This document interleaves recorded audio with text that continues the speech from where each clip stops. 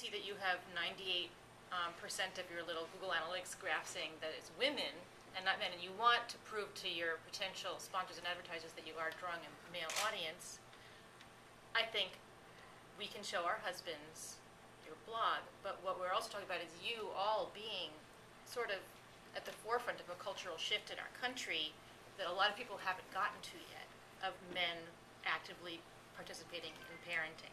I mean, that daddy bloggers are a viable niche. I'm not sold yet. I don't. And I'm not either. I want to know, like, how. Okay, so there was a conference, and I was like, how many people were at that conference?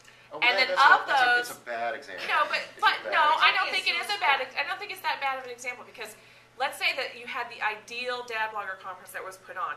I'm really interested to know how many people are available to attend that. How many dad bloggers are established enough that they would feel comfortable going to a dad blogger conference? Mm-hmm. Of those dad bloggers, then, how many of those established dad bloggers can get, let's be frank, permission to attend a dad blogger conference? Because, I mean, we have to sort of like prove to our spouses, like, this is a viable thing that I'm doing, and there will be a return on it. Now, what number are we really talking about? Because as a standalone niche that can, you know, I mean, we're diluting resources, so everybody can have their own niche, instead of pooling resources and having like a parenting conference, you know, something we're talented and skilled at. Yeah. So I think in a way having dads be more injected into this sphere is a good thing, because maybe we will go, oh, we were supposed to be making money. I thought we were good enough. And not be ashamed of it, not be scared to ask for money. We had a business plan written before we did our first post. Gosh, that's why the dad bloggers are coming in midstream and looking for, like, it's prepackaged. I mean, the term daddy blogger, I don't care how you spin it, that's marketing, baby. What the hell are you guys doing? Like, you're not just sitting around talking, right? Like, something happens here. I love that. I love that you're looking for an end result. And here's where they're missing out. And I told Kelby this yesterday. She's like, you don't know what you have here, because you've got a perfect model to where you could take and bring the dads in. But the dads just see type A mom, and they're like, well, that's just for the mom. Or they see mom 2.0, and that's just for the mom.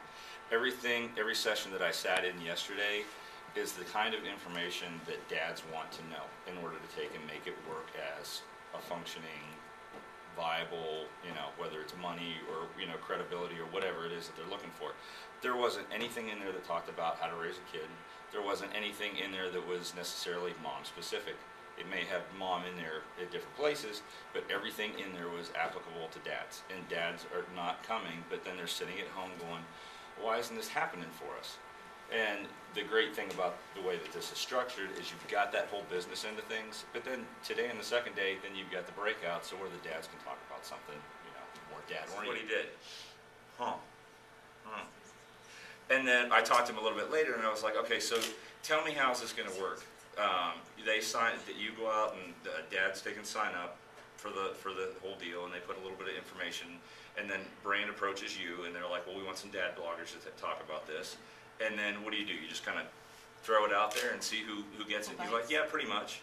And I was like, really? If you did that, you know, you did it to me, you know, I'll tell you what my response is going to be. And he looked at me kind of funny, like, what are you talking about? So